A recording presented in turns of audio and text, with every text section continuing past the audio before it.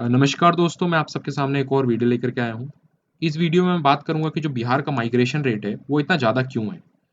हम ये भी देखेंगे कि सोरो ऑफ बिहार क्या है, वहाँ की गवर्नेंस सिस्टम कैसी है और क्या फैक्टर्स होते हैं जिनकी वजह से इनको माइग्रेट करना पड़ता है। यहाँ पे मैंने एक लाइन लिखी है जहाँ पे लिखा है कि the more educated you are in Bihar, the greater the chances that you will be unemployed. तो किस हद तक ये ट्रू है, ये भी हम जानेंगे। तो शुरू करने से पहले एक कबीर जी के दोहे के साथ शुरू करना चाहूँगा। जहाँ पे ये लिखा है कि धीरे धीरे रे मना धीरे सब कुछ होए, माली सींचे सौ घड़ा ऋतु आए फल होए। इसका अर्थ क्या है कि हमें हमेशा पेशेंस जो है उसको बरकरार रखना चाहिए। हमें हमेशा अपने माइंड को, अपने मन को शांत रखना चाहिए, क्योंकि अगर हम अपने मन को शांत रखेंगे तो ये एक तरीके का की है जो कि सारे तालों को खोल सकता है।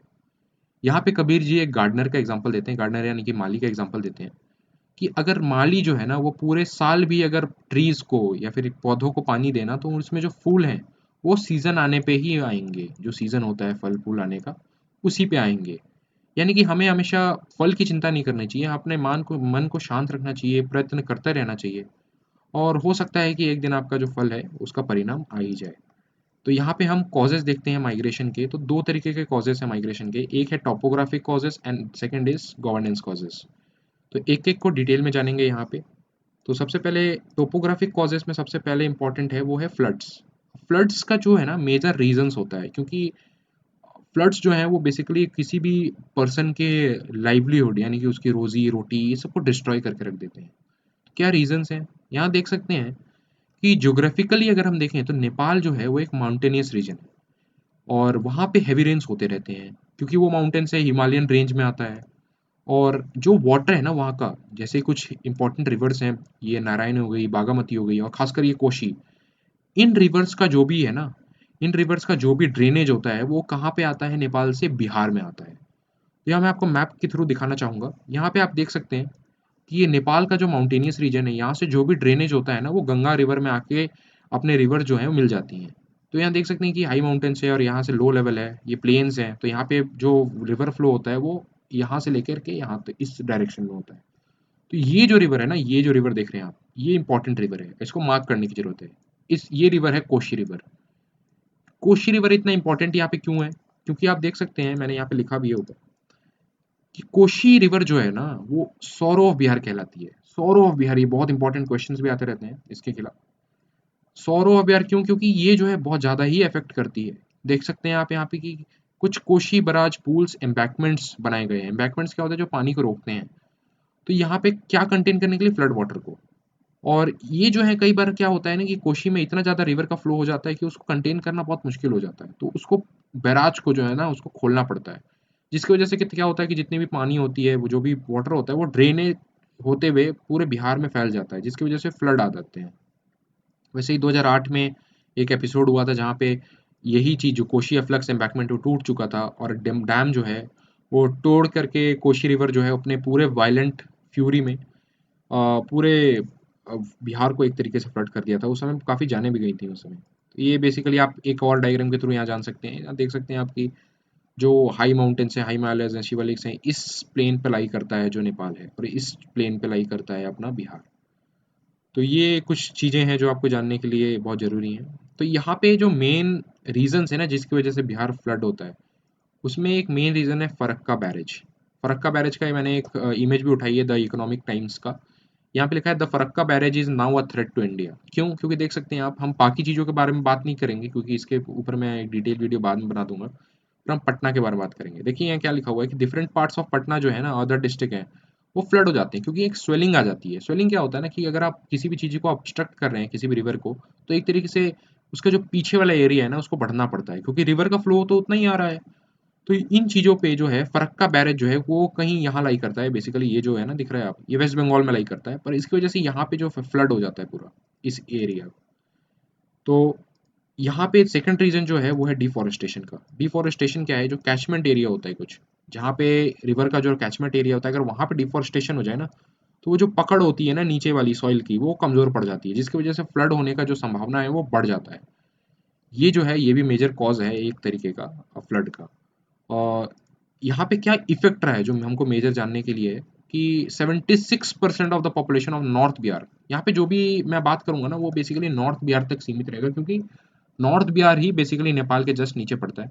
और साउथ क्योंकि गंगा के भी नीचे है तो उतना अफेक्ट नहीं होता उसको। इसीलिए आप देखेंगे कि ज़्यादातर जो माइग्रेंट्स होते हैं वो नॉर्थ बिहार से ही बिलोंग करते हैं।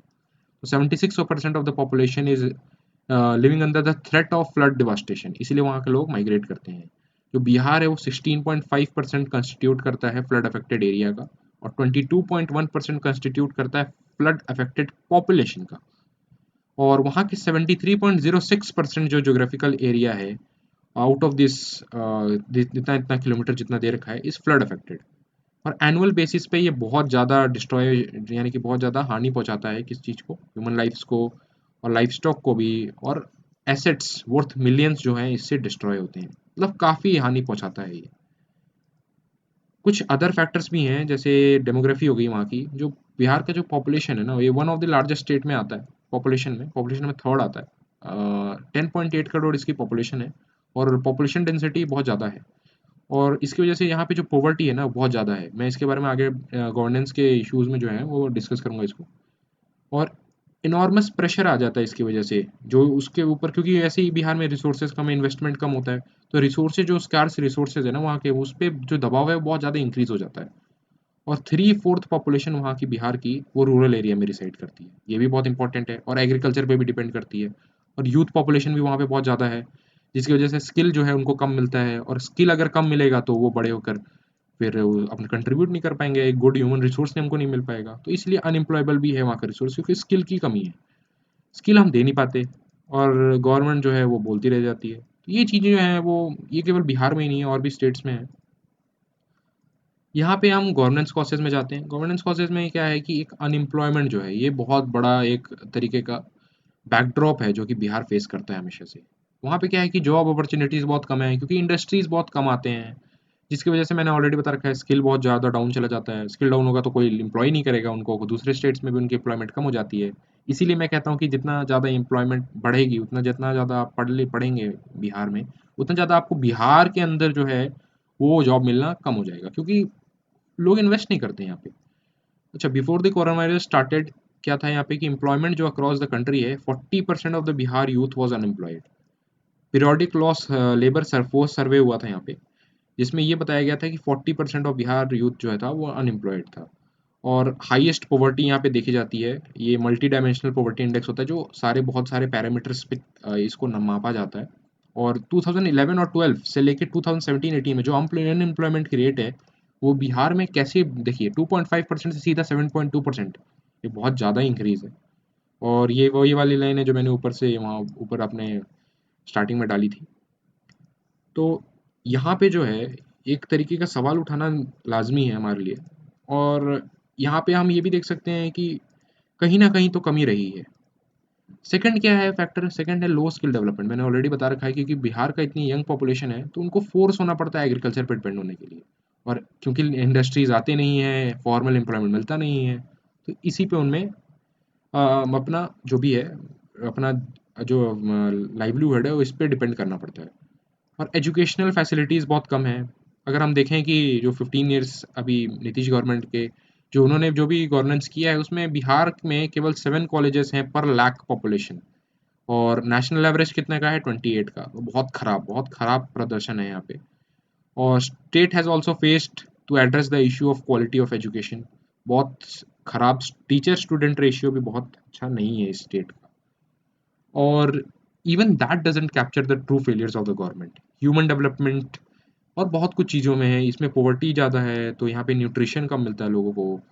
और जो क्योंकि यहाँ पे देखिए कई बार क्या होता है ना कि पॉलिटिकल कंसिडरेशंस को लेकर के अगर आप देख रहे हैं कि अगर कोई बोल रहा है कि आपके स्कूल्स में टीचर कम हैं तो वो क्या करते हैं ना कि वैकेंसीज फिल कर देते हैं टीचर का जो कि अनक्वालिफाइड हैं। और 55% ने सेकेंडरी अपना अटेंड किया है, 40% ने at the higher secondary level are professional qualified. तो ये सारी चीज़ें जो है ना वो कहीं ना कहीं होते हुए भी एक तरीके से नहीं हो रही हैं, एक तरीके से आप ये मान सकते हैं। कुछ और रीजंस जो हैं जैसे लो इन्वेस्टमेंट है इंडस्ट्रीज़ का, क्यों इन्वेस्ट करना चाहेंगे, वो स्किल ही नहीं है। और पांचवा रीज़न क्या है, जीडीपी में बहुत लेस कंट्रीब्यूट करता है, क्यों। और यहाँ पे कुछ मैं आपको डेटा दिखाना चाहूँगा। देखिए 3 टाइम्स लोअर है नेशनल एवरेज से, बस इतना ही कंट्रीब्यूट करता है। और इंडिया का नेशनल एवरेज कितना है, मतलब पर स्टेट का नेशनल एवरेज की बात कर रहे हैं, it's around 1 lakh something and only 47,000 something for Bihar. Now the second point here is the second poorest state by per capita GDP. Uttar Pradesh जो है वो कहाँ पे स्टैंड करता है, 68,792। बस देख लीजिए, यहीं से पता चल जाता है कि इकोनॉमिकली बिहार अभी कितना पीछे चल रहा है। और यही नहीं, नीति आयोग का जो इंडेक्स आता है, SDG index, development development goal index जो होता है, उसमें जो बिहार है वो एक पुअर ही नहीं बल्कि और पुअर होते जा रहा है मतलब दिन प्रतिदिन, ईयर प्रति ईयर। और इसकी जो स्कोर है ना, स्कोर वो 45 से डिक्लाइन होकर 33 पहुंच गई थी 2019 में। देखिए एक ईयर में इतना ड्रॉप, वाओ। और सेकंड हाईएस्ट डिक्लाइन इसको माना जाता है। तो ये जो कुछ चीज़ें हैं ये बिहार को कहीं न कहीं पीछे धकेल रही हैं, और इस पे किसी न किसी को तो कदम उठाने की ज़रूरत है। यहाँ पे हम देख सकते हैं कि इकोनॉमिक सर्वे 2017 के हिसाब से 50 से 90 लाख एनुअली पीपल माइग्रेट करते हैं इंडिया में। और more than half of these migrants, survey state करता है कि ये कहाँ से बिलोंग करते हैं, उत्तर प्रदेश और बिहार। उत्तर प्रदेश नंबर 1 आता है माइग्रेंट्स का ट्रांसफ़र में, और बिहार सेकंड आता है। पर वो दिन दूर नहीं कि अगर बिहार में अच्छा ना हुआ तो बिहार जो है वो नंबर 1 बन सकता है। तो ये चीज़ें कुछ देख सकते हैं, ये मैंने वायर से उठाया था, वायर से। तो ये चीज़ें आपके लिए भी बहुत इंपॉर्टेंट है जानने के लिए। तो इसी के साथ मैं अपना लेक्चर जो है वो कंक्लूड करता हूँ, और यहाँ पे आप थैंक यू फॉर वॉचिंग, और आप सब्सक्राइब कर सकते हैं मेरे चैनल को, प्लीज़ सब्सक्राइब करें, सपोर्ट करें, और मुझे फॉलो करें नो योर वर्ल्ड पे। Thanks for watching, bye bye.